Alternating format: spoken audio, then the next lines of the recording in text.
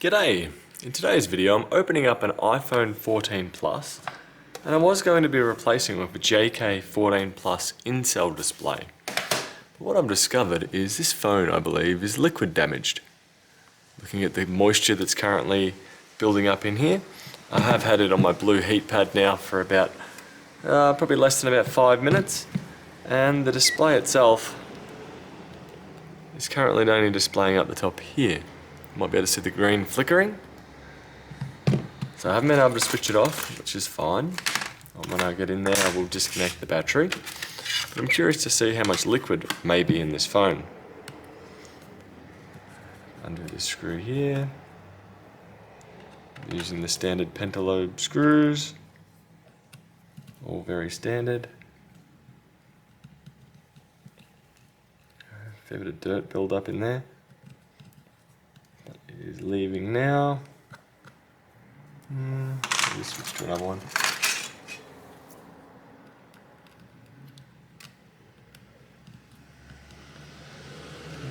No, we're not wanting this to leave.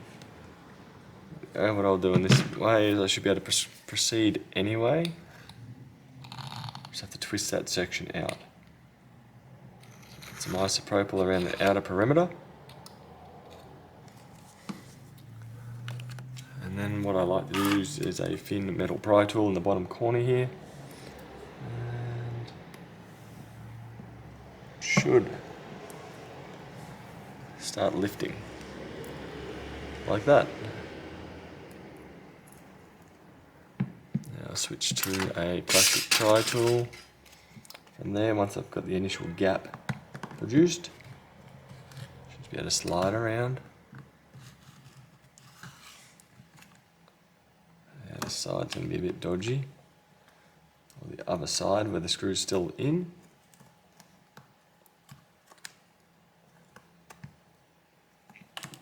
As you can see, it's lifted the screen off the frame. And what I want to do is proceed around the rest of the phone.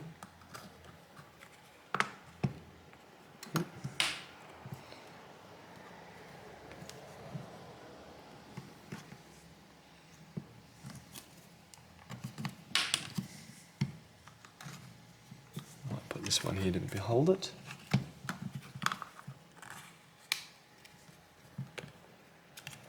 And lift it up.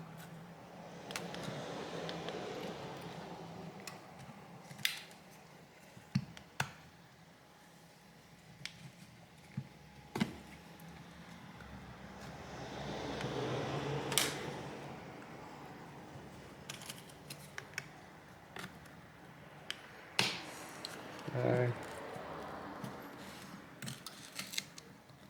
Now I should be able to twist it just slightly. So learn which way I need to twist it. That way.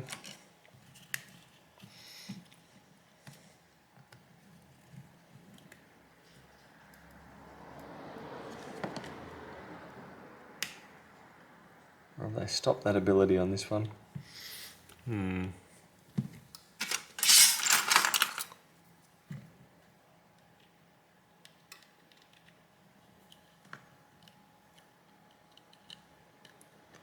Just enough that on prior models, that frame should be able to slip out.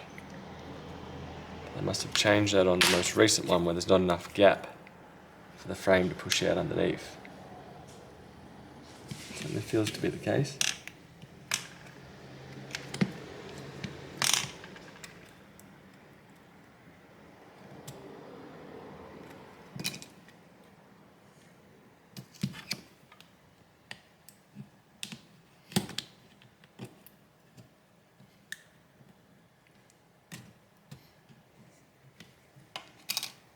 Not quite.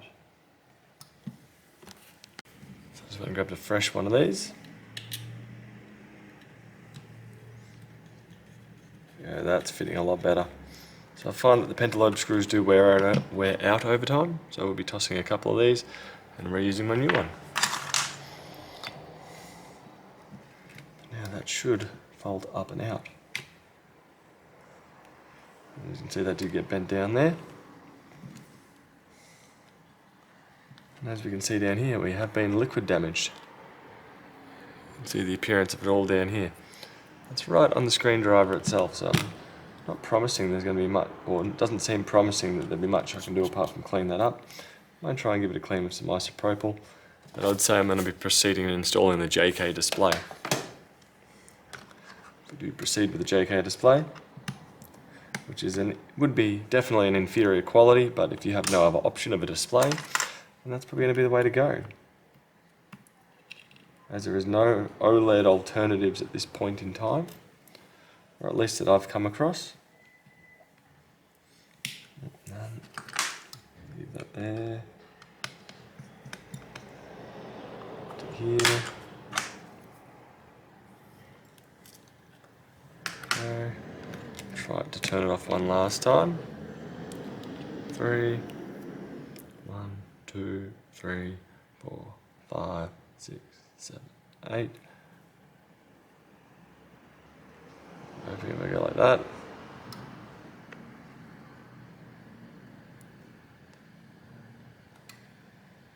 Not quite off, but I'll proceed. So to get my nail in there, and hopefully get my nail in here. Right, I will just lift up a corner. There we go. But yeah, liquid. This phone has been wet before.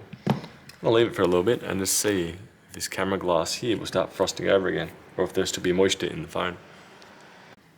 So no more moisture has come out of here, or has been noticeable, so I'm going to proceed with the screen swap. The phone itself is still very hot, as it has been heating up at 70 degrees. Now to begin with, I'm just going to do a little comparison. I'm curious how much fatter the screen is. One on the right is the Incell, one on the left is the OLED. As you see, it's going to stick out a little bit further, especially due to those extra layers that are there. Most of it does look to be fairly same. I will have to move this over, but I want to make sure this screen is going to work first. So I'm going to connect this up. Click. And I'm going to restart the phone now. Press and hold the power. 4, 5, 6, 7, 8, 9, 10.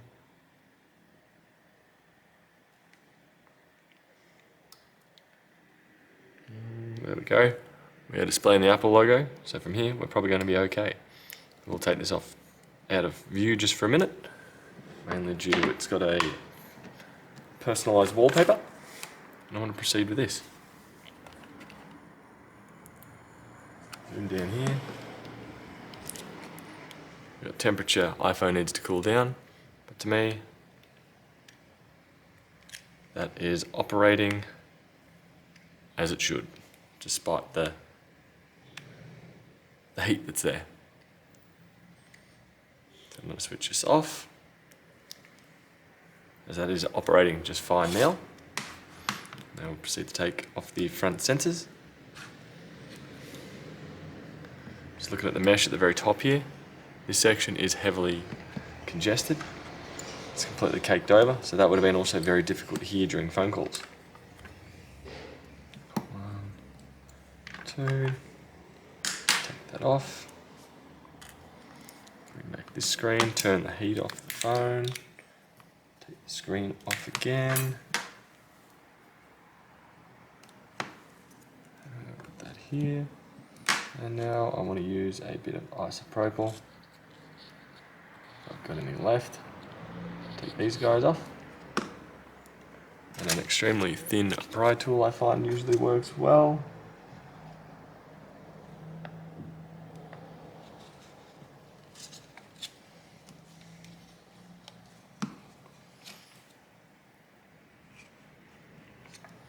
It's been very stubborn. More so than what I'm used to on other iPhone models. Do have to be very careful over near the IC up here. Just don't want to apply too much force to that. Take this off. Lift that up. Yep, and lift up the microphone. Yep, they're all happily lifting. Go.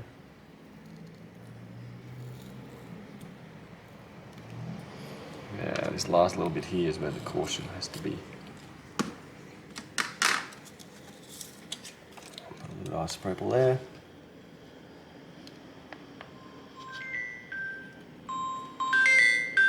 There we go.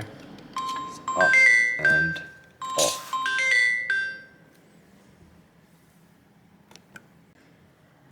Now moving it over here should be pretty straightforward.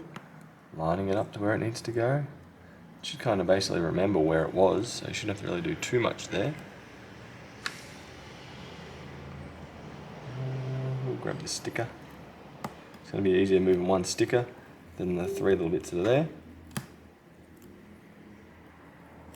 So I'm just going to go straight over the top of the other one that is here. Go. Yeah, so this liquid damage one's going to get thrown to the corner. Now the iPhone will complain that the screen has been swapped, which is very much the norm. Also, on this particular one, since it's going in an Incell, we'll lose the always on display. We'll have a higher battery drain, I would expect. But being it went from a phone that was not working at all to a phone that now can work again, I know the customer's going to be happy with that. Where they were needing this phone up and going pretty much today, without the need of having to buy another one. The liquid damage was a little bit unexpected, but going by how weird the screen was acting, it doesn't surprise me. So heating it up and drying it out with my heat pad will definitely help that.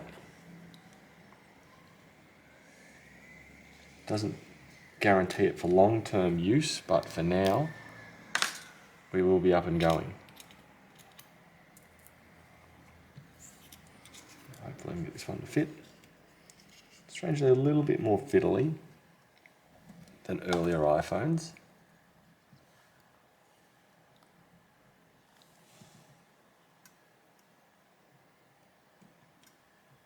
It's meant to be a little latch, it's meant to fit in here.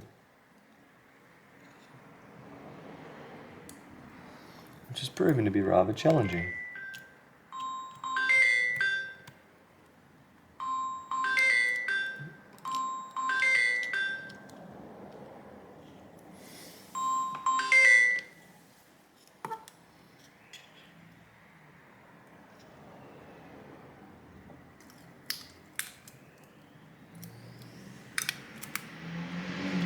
It's better, at the risk of the cables.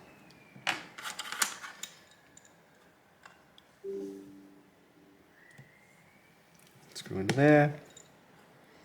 Next up is this one.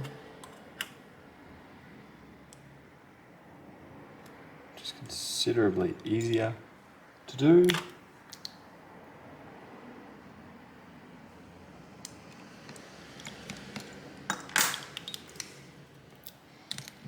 Now let's see, once this is put in, how far it really sits out in comparison to the original display. I'll be able to see the thin black bezel there, so it is sticking out reasonably noticeable. There's really not much more you can do with this particular model, sadly. You may be able to get an OEM refurb original display, but the price you're paying for those is going to be fairly considerable. So repairing one of these on the cheap, it's going to be an Incell display. There we go. 1, 2, and one screen installed. Camera glass needs a bit of clean. But from here, that will get the customer up and going for now. So I hope that helps, and I'll catch you guys later. Bye. This is going to go on charge, I reckon.